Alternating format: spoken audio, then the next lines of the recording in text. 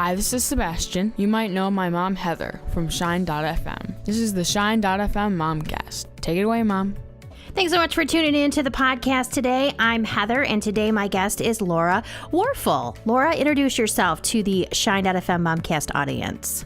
Okay. I grew up in a small town in southern Illinois, West Frankfort, Illinois. And I was the only girl in my high school graduating class to go to the University of Illinois. So that was a huge step for me and a great launch pad for a lot of adventures in my life. Mm-hmm. So I spent a lot of my adult life kind of wandering around, trying this and trying that, trying this job, trying that job, trying to figure out where I was going, and just kind of hit a dead end. And then God said, okay, are you ready now? You ready to serve me? Walk with me? So that's what happened. And I was 40 years old when that happened. My life, even with the struggles and trials that I've had, the rest of my life has been fabulous. Well, Laura, what I'd like you to do today is just share with our listeners kind of your journey of losing your husband and what God did through that. And tell us a little bit about your story with your husband and then kind of what happened, and then share kind of your journey through becoming a widow. Well, I became a widow. It was my worst nightmare and something I never thought would ever happen to me. I met my husband. We were in high school. He was a senior. I was a freshman. Those things rarely work out well. And he went on with his life. I went on with my life. And then 25 years later, we were both single. And my high school dream came true. And we got married. And I got a couple of bonuses with that. I got 3 teenagers. And I also became a pastor's wife. So it was quite an adventure. I had somebody ask me the other day, what was the greatest adventure of your life? And that was what I said, was marrying him. In addition to being a pastor, he was a sales professional. And he always said, the best sale I ever made in my life was convincing you to marry me. So 7 years later, my worst nightmare happened, and he passed away. And that was 16 years ago. Wow. So I've been out here trying to help other widows try to figure it out, too. So what would you say would be the biggest thing that – so you – I mean, and I think a lot of women would say losing their husband is probably your worst nightmare, especially after the history that you just shared with us. What, for you – I mean, how did God meet you during that time? Well, I was sitting in my living room and did not know what I was going to do. The kid's mother had passed away before my husband had passed away, so I became the stand-in parent and eventually the grandparent for these 3 kids.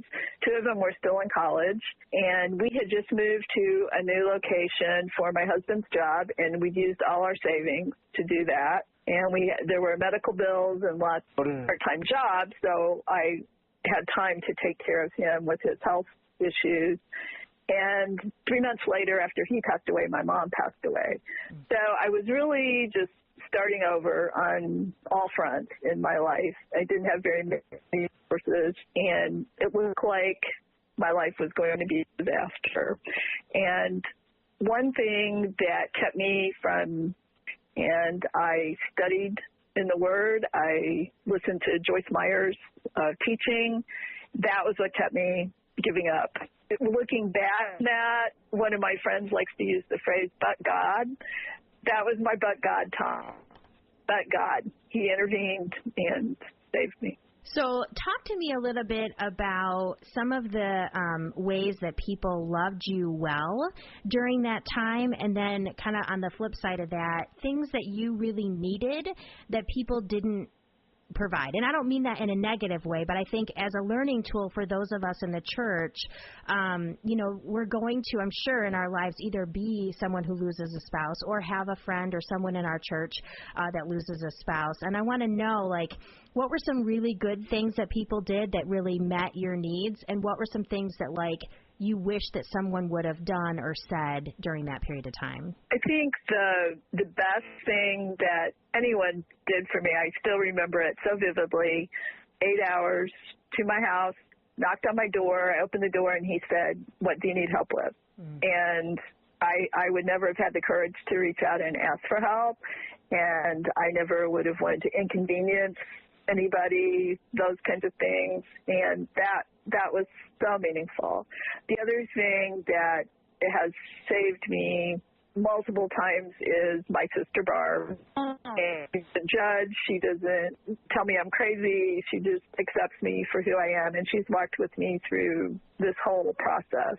And I think the most difficult thing for people in caring for widows is that widows want to isolate. If they're not important, they feel, and I'm generalizing here, not all widows, but many widows, they feel like they're not worth nurturing themselves for themselves, and they are reluctant to reach out and ask for help. And the best advice I can give is keep reaching out, even if the person doesn't, even if the widow doesn't respond, even if your calls go to voicemail, your texts don't get answered, whatever.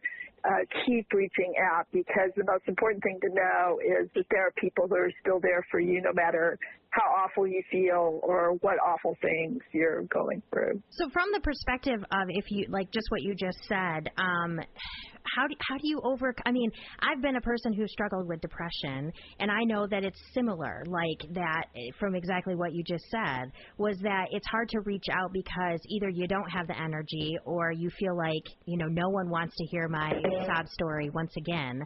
How do you overcome that? Like, how do you get over that, saying, I need something. I need someone to help me, because I think that people, and I don't know if this is true or not, but this is how I feel sometimes. You don't want to, when someone's going through pain, you don't want to bother them. Well, you don't want to intrude on what they're going through. And maybe some of that is that we don't really want to enter into what they're going through. But what can you say to a woman who's really struggling with that idea of really needing to reach out, but just having a hard time overcoming that? Well, I think one thing to remember is that the widow's life feels totally out of control, no matter how many benefits or savings accounts or cars or whatever she has, her life feels totally out of control.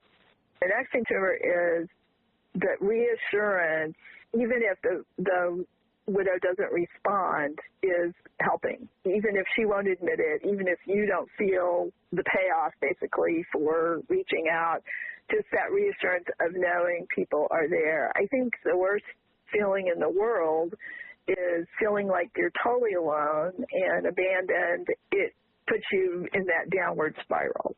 The other thing is helping that person stay in God's Word, even if it's just a Bible verse or a Bible story or a little email of encouragement. I read this today and thought of you, anything like that.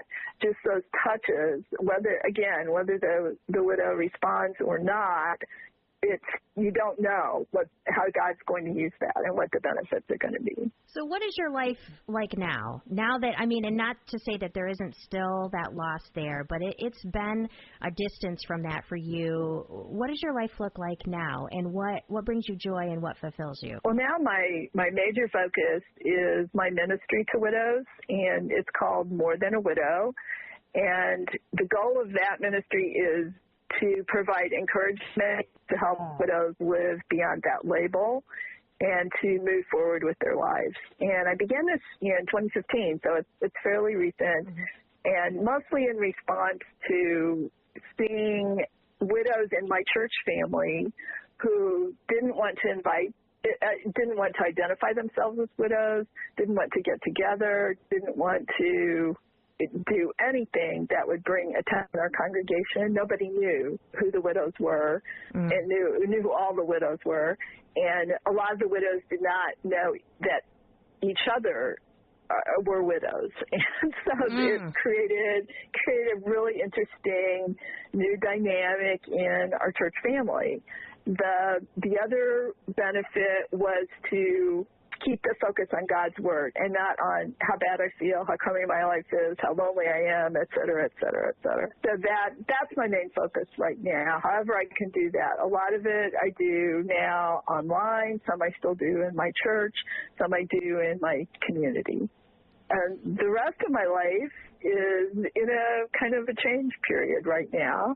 I recently left my full-time job, and now I'm pursuing a career as a freelance writer. Just launched that, and feeling that God has more for me to do with my writing, and so I'm really excited about that and excited to see who He's going to bring into my life with that new emphasis.